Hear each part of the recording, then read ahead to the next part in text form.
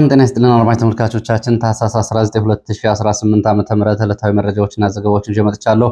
ታህሳስ 19 ዛሬ ገብርኤል ዓመታዊ በዓል በተለያዩ አካባቢዎች በድምቀት እየተከበረ ነው የሚገኘው። በዓሉን የምታከብሩ አድማጭ ተመልካቾቻችንና ሌሎች ክርስቲያን ወገኖቻችን እንኳን አደረሳችሁ። በዓሉ የሰላም የጤና እንደሆንላችሁና በሚቀጥለው ዓመትም በሰላም በጤና እንዲያደርሳችሁ ምኞቴን ገልጻለሁ። የተለያዩ መረጃዎችን ይዣለሁ። በዚህ ሰዓት ከያዝኳቸው መረጃዎች መካከል በሌሊት በተፈጸመ የአየር ድብደባ ከፍተኛ ሰብአዊ፣ ቁሳዊ ጉዳት ደርሷል። ይህንን በተመለከተ ዝርዝር መረጃ ወደ እናንተ የማደርስ ይሆናል። ፋኖ ወደ ከተሞች ዘልቆ በካምፖች ላይ በፈጸማቸው ጥቃቶች እንደዚሁ ጉዳቶች ደርሰዋል። ከዚህ ጋር በተያያዘም እንደዚሁ አዳዲስ መረጃዎችን ይዣለሁ። የተለያዩ ዘመቻዎች እየተደረጉ ነው በተራራማ ስፍራዎች። ከዚህ ጋር ያሉትን መረጃዎች ጨምሮ በተለያዩ አካባቢዎች ያሉ ዝርዝር የግንባር መረጃዎችን በዚህ ሰዓት ወደ እናንተ የማደርስ ይሆናል። የ24 ሰዓት ዋና ዋና መረጃዎችን እየተከታተላችሁ አብራችሁ እንድትቆዩ ነው በአክብሮት የምጋብዛችሁ። ሀሳብ አስተያየት ቢኖራችሁ ጥቆማ ዜና@gmail.com ላይ ልታደርሱ ይችላላችሁ።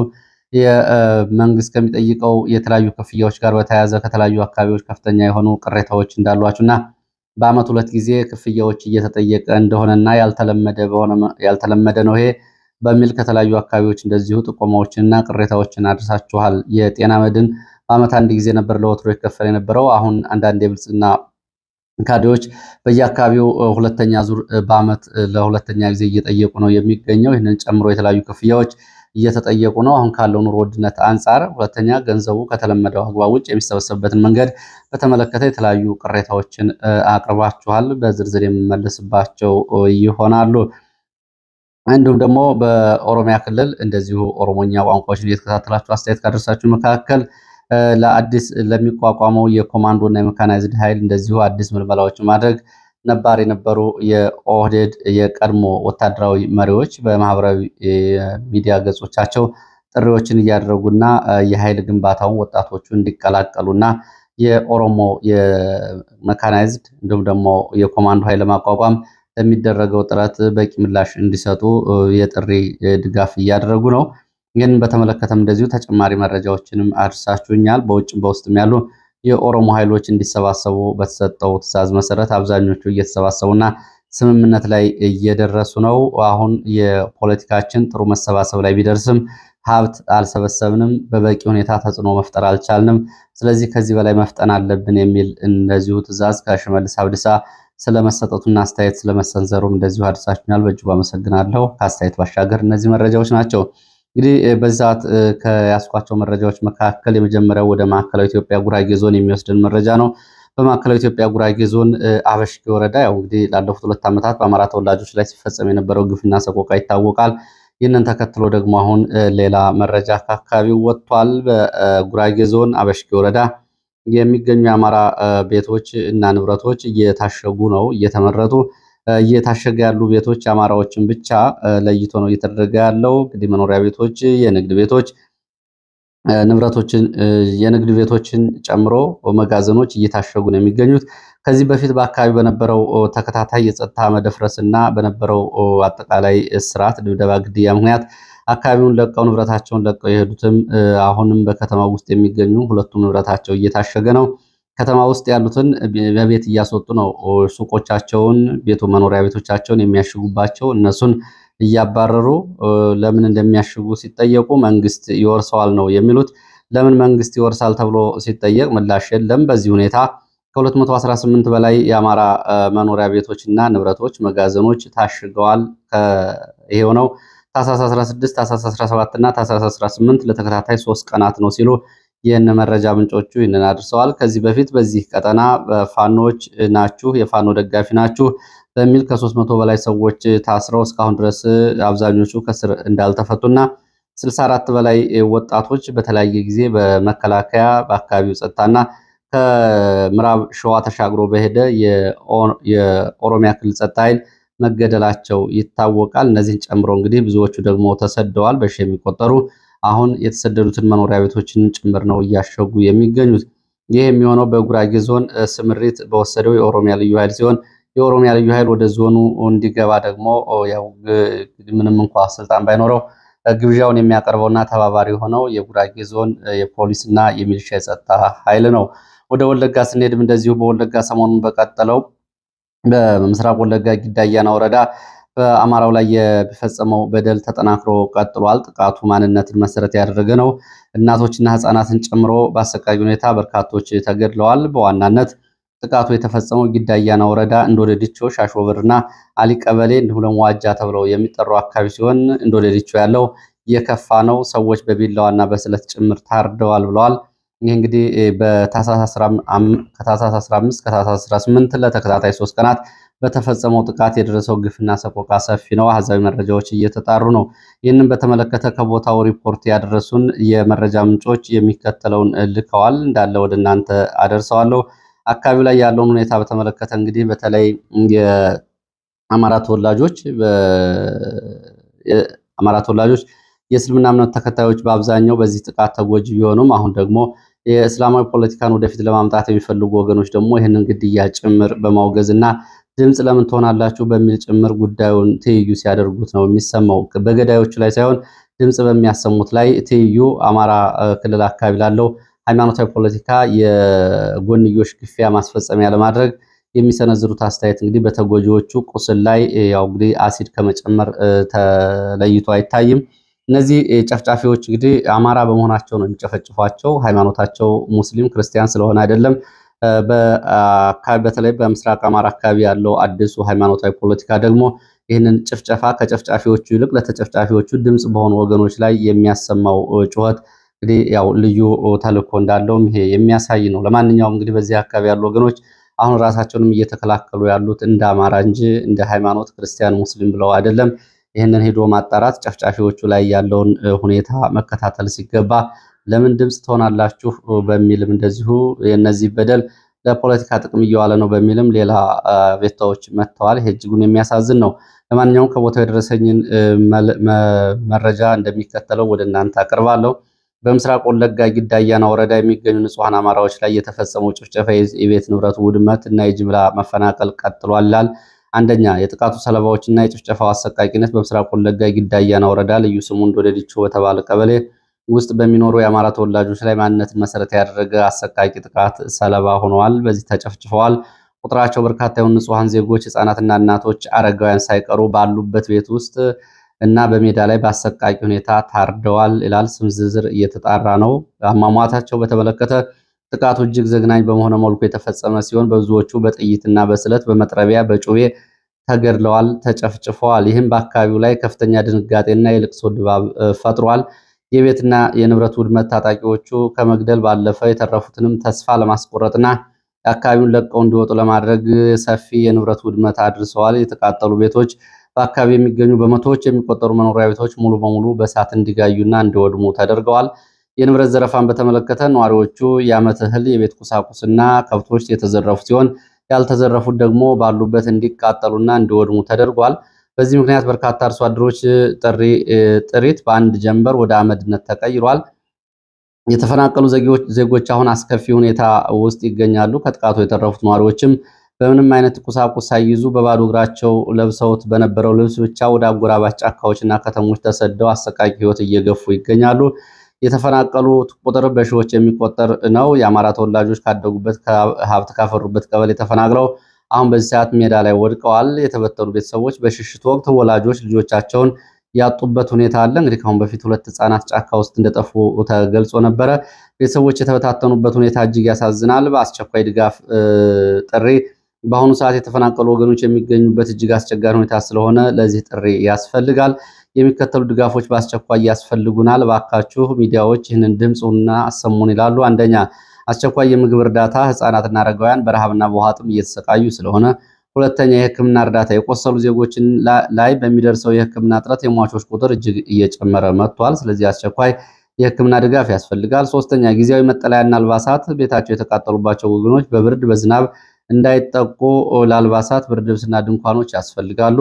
አራተኛው፣ የደህንነት ጥበቃ ያስፈልጋል። በአካባቢ ላይ የተፈጠረው የጸጥታ ስጋት አሁንም ስላልተቀረፈና ይሄ ጭፍጨፋ የሚፈጸመው በኦሮሚያ ክልል የጸጥታ ኃይል በመሆኑ የመንግስት የጸጥታ አካላት የሚመለከታቸው ካሉ ኃላፊነታቸውን በመወጣት ንጹሐን እንዲታደጉ ጥሪ እናቀርባለን ብለዋል። ይህ መረጃ ለሚዲያ ተቋማት፣ ለሰብአዊ መብት ተሟጋቾችና ለድርጅቶች እንዲደርስ የሚያደርግ የሁሉም ሚዲያዎች የሰብአዊ ግዴታ ነው ይላል የደረሰው ጽሁፍ ከአካባቢው። እንግዲህ ወለጋ አካባቢ ያለው ሁኔታ በአጭሩ ይህንን ይመስላል። ወደ ሌሎች መረጃዎች እሄዳለሁ። ወደ ሌሎች መረጃዎች ሲሄድ ወደ ግንባር መረጃዎች ነው የሚሄደው። ወደ ግንባር መረጃዎች ሲሄድ ወደ ሸዋ የሚወስደን መረጃ ነው የሚያስከትለው። በሸዋ ቀጠና በኤፍራታ ግድም ቀጠና የአማራ ፋኖ ህዝባዊ ድርጅትና የአማራ ፋኖ ብሔራዊ ኃይል በቀጠናው የሚንቀሳቀሱ እዞችና ክፍለ ጦሮች እንዲሁም ደግሞ ሻለቃዎችና ብርጌዶች በጋራ ያደርጓቸው ዘመቻዎች እንደሆኑ ነው የወጡ መረጃዎች የሚያሳዩት። ከአሁን በፊት ባለፈው ህዳር ወር መጨረሻ እና ታህሳስ መጀመሪያ በተከታታይ በምዕራብ ወሎ ደገርን ማዕከል አድርጎ በተደጋጋሚ ሁሉም የድርጅቶች የሁለቱም የፋኖ ድርጅቶች በተከታታይ ውጊያዎች ሲያደርጉ ነበር በጋራ። ከዛ በኋላ ያለው ድባብ ጥሩ ነው። ወደ አንድነትም ያለው እንቅስቃሴ ጥሩ ነው። በትናንትናው ዕለትም እንደዚሁ በኤፍራታ ግድም ወረዳ አጣዬ ቀጠና በሁለት ግንባር ከተንቀሳቀሰ የመከላከያ አድማ ብተና የሚሊሻ ኃይል ጋር ውጊያ አድርገዋል በጋራ። አንደኛው ግንባር እንግዲህ የውጊያ አቅጣጫ የነበረው ከአጣዬ በፈረድ ውሃ እስከ ፍራጃት ተረተር ድረስ የነበረው ነው። ሁለተኛው ደግሞ የውጊያ አቅጣጫ የነበረው አባስበር ጉባ ጀንበር መውጫ ተራራ እስከ አላላ ቀበሌ ድረስ በነበረው ውጊያ ነው። በዚህ በሁለቱም ግንባሮች እንግዲህ በመጀመሪያው ግንባር የአማራ ፋኖ ብሔራዊ ኃይል፣ ሁለተኛው ግንባር ደግሞ የአማራ ፋኖ ህዝባዊ ድርጅት በመሆን ግንባሮቻቸውን ሲሸፍኑና የጋራ ውጊያ ሲያደርጉ ነበር። የአየር ወለድ ኮማንዶ ልዩ ኃይልና እግረኛ በውጊያው ተሳትፏል። ከመንግስት ኃይል በኩል ለልዩ ዘመቻ በሚል የገባው የአየር ወለድ ኮማንዶ እና እግረኛ ኃይል ከሁለቱ ፋኖ ኃይሎች ጋር እስከ ምሽቱ 12 ሰዓት ድረስ ውጊያ አድርገዋል። ከሰዓት በኋላ የተጀመረው ውጊያ ነው እስከዚህ ሰዓት የቀጠለው። በውጊያው የደረሰው ሰብአዊ፣ ቁሳዊና ወታደራዊ ኪሳራ በዝርዝር አልታወቀም። ዛሬ መረጃው እየተጠናቀረ እንደሆነ የአካባቢ ያሉ የዓይን እማኞች ገልጸዋል። ወደ ሌላው ቀጠና ስንሄድ ወደ ደቡብ ወሎ አምባሰል ቀጠና የሚወስድን መረጃ ነው የማስከትለው። በአምባሰል የመከላከያ እግረኛና መካናይዝድ ኃይል ከ3 ቀናት ተደጋጋሚ የከባድ መሳሪያ ድብደባ፣ ተከታታይ ስምሪት እንዲሁም ደግሞ ተከታታይ ዘመቻ በኋላ ከአምባሰል ማርዬ በኩል ወደ አምባሰል ከፍተኛ ተራሮች አበት ወደ ተባለው አካባቢ ስለመንቀሳቀሱ መረጃዎች ገልጸዋል። ግሸን ይሄ እንቅስቃሴ ከአምባሰል ማርዬ እንግዲህ ወደ አበት ከፍተኛ ተራሮች ያለው እንቅስቃሴ የአምባሰል ተራሮችን አራቱን አቅጣጫዎች ለመያዝ የተደረገ ዘመቻ እንደሆነ የሚገልጹት አካባቢውን የሚያውቁ የዓይን እማኞች ወደ ግሸን ተራሮች፣ ወደ ዚሃ፣ ወደ ደላንታ ተራሮች፣ ወደ ወልዲያ መርጦ፣ ውርጌሳ፣ ጋቴራና ጠዶት እስከ በቅሎ ማነቂያና ድልባፋ ድረስ ያሉ ሰንሰለታማ ተራሮችን ለመያዝ ያታሰበ ዘመቻ ነው። ላለፉት 2 ዓመታት ይሄ ዘመቻ ከ17 ጊዜ በላይ ሙከራ የተደረገበት ቢሆንም የተለየ ውጤት አልመጣም። አሁንም የተለየ ውጤት አይመጣም። ከአሁን በፊት በተደጋጋሚ በአየር ኃይልም በመካናይዝድም በእግረኛም በድሮንም ጭምር ተደጋጋሚ ድብደባ በማድረግ እግረኛ ቢገባም የተለየ ውጤትና የተለየ ተጽዕኖ አልፈጠረም። የአሁኑም ከዛ የተለየ አይሆንም። ዛሬ እንዳውም ዘግየት ብሎ የወጡ መረጃዎች ወደ አበት የገባው የመንግስት ኃይል በጫና ምክንያት እንደገና ወደ ውጫሌ እና ወደ ማርዬ ለመውጣት ወደኋላ እንቅስቃሴ እያደረገ እንደሆነ አሁን ከአካባቢ የወጡ መረጃዎች ይገልጻሉ። ይህም እንግዲህ አምባሰል ቀጠና ያው ከባድ ውጊያ ከሚደረግባቸው አካባቢዎች አንዱ ነው።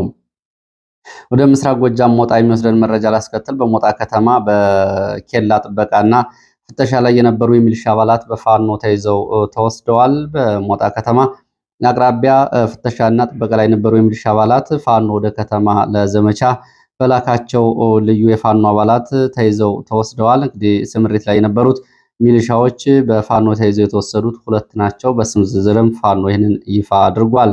በምዕራብ ጎጃም ፍኖተ ሰላም ቀጠና ከ3 አቅጣጫ ከተንቀሳቀሰ መከላከያ አድማ ብተናና ሚሊሻ ጋር ለሰዓታት የዘለቀ ውጊያ ተደርጓል።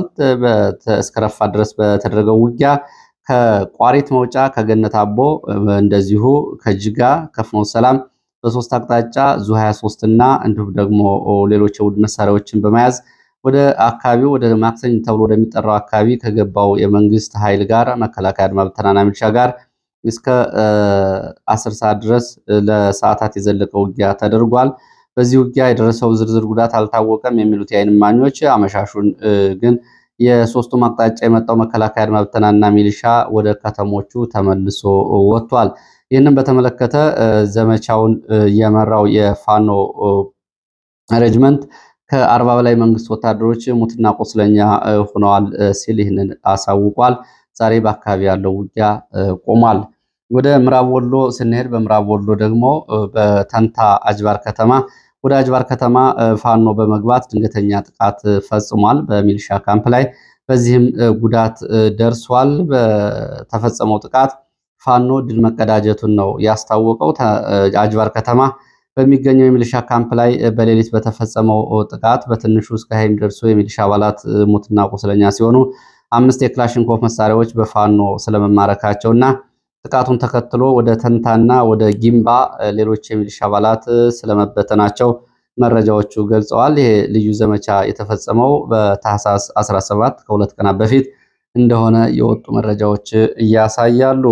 ሌላው ብልጽግና በተለያዩ አካባቢዎች የጦር ወንጀል እየፈጸመ ነው፣ አሁንም ይህንን አጠናክሮ ቀጥሎበታል ሲሉ መረጃዎች ጠቁመዋል። ብልጽግና ግልጽ የሆነ የጦር ወንጀል እየፈጸመ ነው፣ ከጦርነት ጋር ምንም ግንኙነትና ተያያዥ እንቅስቃሴ የሌላቸውን ያልታጠቁ ሰላማዊ ህፃናት፣ እናቶች እና አዛውንቶችና እንዲሁም ደግሞ በእድሜ የገፉ ሰዎችን ጨምሮ በእስር እያሰቃየ ነው፣ ቶርቸር እየፈጸመ ነው። ይሄ እየሆነ ያለው እንግዲህ በተለያዩ አካባቢዎች ነው። ከሁለት ዓመት ህፃናት እስከ 90 ዓመት አዛውንቶች ታስረዋል። ድብደባ እና ቶርቸር እየተፈጸመባቸው ነው። ይሄ እየሆነ ያለው እንግዲህ ሰላማዊ ሰዎቹ በፋኖ ልጆች ናችሁ፣ የፋኖ ቤተሰቦች ናችሁ በሚል ነው ይሄ ስቃይ እየተፈጸመባቸው የሚገኘው። እነዚህ ያልታጠቁና ምንም የማያውቁ ህፃናት ወደ እስር ቤት ተወስደው ተግዘዋል። ሴቶች ድብደባ እየተፈጸመባቸው ነው የሚገኘው። የተደበቀ መሳሪያ ታውቃላችሁ መረጃ አውጡ በሚል ስቃይ እየተፈጸመባቸው ነው። ይህንን በተመለከተ በሸዋ መራቤቴ፣ ሚዳ፣ ኤፍራታ ግድም፣ አንጾኪያ ገምዛ፣ እንዲሁም ጎንደር ጋይንት፣ ክምር ድንጋይ፣ ጎጃም ደብረ ኤልያስ፣ ቋሪት፣ ጎዛመን፣ እንደገና ጎንደር ደንቢያ፣ ዳባትና አካባቢው በተለያዩ አካባቢዎች ይሄ ግፍና ሰቆቃ በብልጽግና ሚሊሻዎች እየተፈጸመ ነው፣ ግልጽ የሆነ የጦር ወንጀል ነው ሲሉ የመረጃ ምንጮች ይህንን ቅሬታ ገልጸዋል። በስም ዝርዝር የታወቁ ሰዎች ታስረዋል። በዚህ መሰረት እንግዲህ ከአሁን ከ180 በላይ የፋኖ ቤተሰብ የተባሉ ህፃናት፣ እናቶችና ሴቶች እስር ላይ ይገኛሉ። ለወራት የዘለቀ እስርም እንዲሁ ደግሞ ያደረሱበት ቦታም ያልታወቀ መኖራቸውን አርማጭሆ አካባቢ የወጡ መረጃዎች ባለፈው አመላክተዋል። ወደ ሌሎች መረጃዎች ሲሄድ ወደ ሸዋ መልሶ የሚወስደን መረጃ ነው የማስከትለው። በሸዋ ቀጠና እንግዲህ ኤፍራታ ግድም ቀጠና በኤፍራታ ግድም ይቅርታ፣ በይፋት ቀጠና በተፈጸመ የድሮን ጥቃት ከፍተኛ ሰብአዊ፣ ቁሳዊ፣ ወታደራዊ ኪሳራ ደርሷል። የአየር ድብደባው የተፈጸመው በሸዋ ቀጠና ይፋት ቀወት ወረዳ ነው። ይሄ ጥቃት የተፈጸመው ምሽቱ 4 ሰዓት ነው። በዚህ የድሮን ጥቃት እንግዲህ ከባድ ጉዳት እንደደረሰ የሚወጡ መረጃዎች እያሳዩ ነው የሚገልጹት። እንግዲህ ይህንን መረጃ ማቅረብ ያስፈለገው እንደ መረጃ ሰጪዎቹ ሌላው አካባቢ ተመሳሳይ ጥንቃቄዎች እንዲደረጉና የሚታወቁ ቦታዎችና የሚታወቁ ካምፖችና እንደዚሁም ደግሞ መሰባሰቢያ ቦታዎች ላይ ልዩ ጥንቃቄ እንዲደረግ ነው። ሰሞኑ እንግዲህ በተለያዩ አካባቢዎች የድሮን ጥቃቶች ይፈጸሙበት የነበረውን የጊዜ መርሃ ግብር እንደለወጡ ከአሁን በፊት የወጡ መረጃዎች ያሳያሉ። ዛሬ ትናንትና እንግዲህ ዛሬ ለያዝነው ንጋት ማለት ነው ትናንትና መሻሹን ለ18 ለ19 ምሽት 4 ሰዓት በተፈጸመው የድሮን ጥቃት እንግዲህ በይፋት ቀጠና ቀወት ወረዳ እምቧይ ቤት ተብሎ የሚጠራው ቦታ በተፈጸመው ምሽት 4 ሰዓት ላይ በተፈጸመው ድሮን ጥቃት ጉዳት ደርሷል። ከአሁን በፊት በተለያዩ የውጊያ ቦታዎች ተይዘው በፋኖች የሚገኙ ወታደሮች የሚገኙበት ማቆያ ቦታና እነሱን የሚጠብቁ የፋኖ አባላት በሚገኙበት እንዲሁም ደግሞ በተለያዩ አካባቢዎች በዲሲፕሊን ተይዘው ለምርመራና እንዲሁም ደግሞ ለተጨማሪ ጥያቄዎች በዚህ ካምፕ የነበሩ የፋኖ አባላት በሚገኙበት ቦታ ነው የድሮን ጥቃት እየተፈጸመው። በካምፑ ላይ ጥቃቱ በተከታታይ ነው የተፈጸመው። 2 ተከታታይ የድሮን ጥቃት ነው የተፈጸመው። ጉዳቱን በተመለከተ 25 የመንግስት ምርኮኛ ወታደሮች በፋኖ እጅ የሚገኙ በዚህ ካምፕ የነበሩ እንዲሁም ደግሞ ጥበቃ ላይ የነበሩ የፋኖ አባላት ጉዳት ሲደርስባቸው የጉዳቱ መጠን ገና እየተጣራ ሲሆን በአካባቢ የነበሩ 6 ሲቪሊያን ላይም ጉዳት ደርሷል። እንግዲህ ዛሬ ዝርዝር መረጃዎች ይወጣሉ። ይሄ እንግዲህ ምርኮኛ ወታደሮች ላይ የድሮን ጥቃት ሲፈጸም አሁን ለሁለተኛ ጊዜው ነው። ከዚህ በፊትም በላስታ ቀጠና እንደዚሁ ኮሎኔልን ጨምሮ በምርኮ ላይ የነበሩ ወታደሮች ላይ ጥቃት ተፈጽሟል። አሁን ጉዳቱ ይህንን ይመስላል። የድሮን ጥቃቶች እንግዲህ ሰሞኑን የሚፈጸሙ የድሮን ጥቃቶች በዚህ ሳምንት ብቻ 4 የድሮን ጥቃቶች ተፈጽመዋል። ከአራቱ 3ቱ በምሽት ነው የተፈጸሙት። ከ2 ቀናት በፊት በምዕራብ ጎጃም ሰከላ ወረዳ እንደዚሁ የምሽት የድሮን ጥቃት ተፈጽሟል። እንዲሁም ደግሞ ከዛ ቀደም ብሎ በቡሬ እዛው ምዕራብ ጎጃም የድሮን ጥቃት ተፈጽሟል። ትናንት ደግሞ በሸዋ መሻሹን የድሮን ጥቃቶች ተፈጽመዋል። ከዚህ የመረጃ እንግዲህ መገንዘብ የሚቻለው አሁን የድሮን ጥቃቶች ቀን ብቻ ሳይሆን ሌሊትም እየተፈጸሙ ስለሆነ የሌሊቱም ከፍተኛ ጥንቃቄ የሚያስፈልግ ይሆናል። ይህን ለሲቪሊያን በተለይ ጥንቃቄው ሊደርስ ይገባል። ሌላው መረጃችን ወደ ማዕከላዊ ጎንደር የሚወስደን ነው። ማዕከላዊ ጎንደር በለሳ ቀጠና ለተከታታይ ቀናት በተደረገ ውጊያ ሰብአዊ፣ ቁሳዊና ወታደራዊ ኪሳራ መድረሱን የወጡ መረጃዎች ገልጸዋል። በማዕከላዊ ጎንደር ምስራቅ በለሳ ቆላ ሐሙሲት ተብሎ በሚጠራው ቦታ በሌሊት ፋኖ ቀጠናዎችን ለመቆጣጠር የገባ የእግረኛ የመንግስት ኃይል ነው ጉዳት ያስተናገደው። በዚህም አንድ ሻምበል ኃይል ሙትና ቁስለኛ ሆኗል። ቀሪው ተበትኗል። ውጊያው ከባድ ዋጋ አስከፍሏል። በፋኖ በኩልም ጉዳቶች እንደነበሩ የሚገልጹ መረጃዎች ወጥተዋል። የጉዳት ሁኔታው በሁለቱም በኩል እየተጣራ ነው። ዛሬ ግን ውጊያው ቆሟል። ከአርባያ ተጨማሪ ኃይል ወደ አካባቢው ስለመንቀሳቀሱ አካባቢው የወጡ መረጃዎች ይገልጻሉ። ሌላው ወደ ትግራይ የሚወስደን መረጃ ነው። በትግራይ አንድ የፖሊስ ኮማንደር በቁጥጥር ስር ውሏል ተብሏል። እንግዲህ በራያ ቀጠና ባሉት አካባቢዎች ነው ይሄ በቁጥጥር ስር የዋለው። ራያ ዘቦ መሆኒ ከተማ ነው አንድ የፖሊስ ኮማንደር ከአጃቢዎች ጋር በቁጥጥር የዋለው። የፖሊስ ኮማንደሩ በቁጥጥር ስር የዋለው ወደ ሀራ መሬት ለመንቀሳቀስ እቅድ ይዞ እየተንቀሳቀሰ ነው በሚል ነው። ሙሉ ስሙ አልተገለጸም። ይህንን የገለጹ የመረጃ ምንጮች አሁን በራያ መሆኒ ከተማ የስፔን ካምፕ ተብሎ በሚጠራው ውስጥ ታስሮ ይገኛል ብለዋል። መቸለት በቁጥጥር ስር እንደዋለም እንደዚሁ ጨምረው አልገለጹም። በትናንትናው ዕለት አርሚ 33 ዋና አዛዥ ኮሎኔል ገብሩ ገብረ ጻዲቅ ወይም ደግሞ በቅጽል ስሙ ጉና እየተባለ የሚጠራው በህወሓት ውስጥ ቁልፍ ወታደራዊ አዛዥ የነበረ ሰው ወደ ቲፒኤፍ ከተቀላቀለ በኋላ ዛሬ ይህንን ተከትሎ የወጣው የኮማንደሩ መረጃ ነው። ወደ ሌሎች መረጃዎች እቀጥላለሁ። ወደ ሌሎች መረጃዎች ሲቀጥል ሰሞኑን መነጋገሪያ ከሆኑት መረጃዎች መካከል የምስራቅ አፍሪካ ጉዳይ የዓለምን ሚዲያዎችና ቀልብ ስቧል። ምስራቅ አፍሪካ እንግዲህ 2026 ከመምጣቱ 2025 ከመገባደዱ ጥቂት ቀናት ቀደም ብሎ በአፍሪካ ቀንድ አዲስ የፖለቲካ የኃይል የዲፕሎማሲ እንዲሁም ደግሞ አዲስ ሀገራትን ያዋለደ አጠቃላይ አስተላለፉን የሚለውጥ ክስተት ነው የመጣው። ይህም እንግዲህ እስራኤል ለሶማሌላንድ የሀገርነት ሙሉ እውቅና መስጠቷን ተከትሎ ነው። ከዚህ በኋላ የተለያዩ ሚዲያዎች፣ የተለያዩ ሀገራት፣ የተለያዩ ድርጅታዊ፣ ቀጠናዊ እንዲሁም ደግሞ አህጉራዊና የትብብር ድርጅቶች መግለጫዎችን ሲያወጡ ሲቃወሙ ቆይተዋል። አሜሪካ የእስራኤልን ውሳኔ ተከትሎ ለሶማሌላንድ ቶሎ እውቅና አልሰጥም፣ ሌሎች ሀገራትን በማነጋገር ነው ጉዳዩን የሚወስነው ብለዋል ትራምፕ። ይህንን ትራምፕ ማለታቸው እንግዲህ ያው ዓለም አቀፍ ወይም ደግሞ ግሎባል ፖለቲክስ ላይ የቻይናን ጉዳይ በቀጥታ የሚመለከት ጉዳይ ስለሆነ ከቻይና ጋር ያለውን አጠቃላይ የኃይል ሚዛን ግምት ውስጥ ያስገባ ውሳኔ አሜሪካ ተወስናለች ተብሎ ይጠበቃል። የእስራኤል ውሳኔ እንደ አሜሪካ ውሳኔ ይታያል። ሆኖም ደግሞ አሁን ቻይና በዚህ አይነት ሁኔታ አሁን የታይዋን ጉዳይ በእጅጉ የሚያሳስባት ስለሆነ የቻይናን ተጽዕኖና አሜሪካ ለሶማሌላንድ የምትሰጠው እውቅና ለታይዋንም በቀጥታ እንግዲህ ወደፊት የሚሰራ በመሆኑ ከዚህ ጉዳይ ጋር በተያያዘ የቻይናን ፖለቲካ ግምት ውስጥ ያስገባ ውሳኔ አሜሪካ ትወስናለች ተብሎ ይጠበቃል። ሌላው ኢትዮጵያና ጅቡቲ እንደዚሁ በዚህ ቀጠና ሁለቱ የውጭ ጉዳይ ሚኒስትር ዴኤታዎቻቸውና የጅቡቲ የውጭ ጉዳይ ሚኒስትር ተገናኝተው ተነጋግረዋል። እንግዲህ ይህን የተነጋገሩት ጅቡቲ የዶራሌ ወደብን ለግብፅ ለማልማት ፈቅዳላታለች ወይም ሰጥታለች በሚል ጉዳዩ መነጋገሪያ በሆነበት ወቅት ነው ጅቡቲና ኢትዮጵያ የተገናኙት። ኤርትራም እንደዚሁ በዚህ በአፍሪካ ቀንድ ለኢትዮጵያ እና የወደብ ጋር በተያያዘ የኢትዮጵያ ሚዲያዎች ለሚያሰራጩት ዘገባ ምላሽ ሰጥታለች። የኤርትራው ቃል አቀባይ የማነ ገብረአብ ረዘም ባለው የትዊተርና የዌብሳይት ጽሁፋቸው ኤርትራ አሰብ ወደብ በተመለከተ ለግብፅ እንድታለማው ሰጥታለች፣ ወደው ፍቃድ ሰጥታለች በሚል የብልጽግና ሚዲያዎች የሚያሰራጩት መሰረተ ቢስ ወሬ ነው ሲሉ ነው ያጣጣሉት። በኤርትራ በኩል በቀይ ባህር አዋሳኝ ለሆኑ ሀገራት እንደዚህ አይነት ትብብር የሚሰጥ ከሆነና የሚደረግ ከሆነ የኤርትራን ጥቅም በቅድሚያ ግምት ውስጥ ያስገባ ይሆናል። ስለዚህ ሌላ የፖለቲካ ዓላማ ያለው አይደለም ሲሉ ነው ምላሽ የሰጡት። ይህንም አያይዘው እንግዲህ ኢትዮጵያ የባህር በር ለማግኘት ህጋዊ፣ ታሪካዊ እንዲሁም ደግሞ የንግድና ተዛማጅ ህግጋት የሏትም በሚል ኢትዮጵያ የባህር በር ለማግኘት የንግድም ሆነ የታሪክ ባለቤትነት የላትም ሲሉ ምላሽ ሰጥተዋል።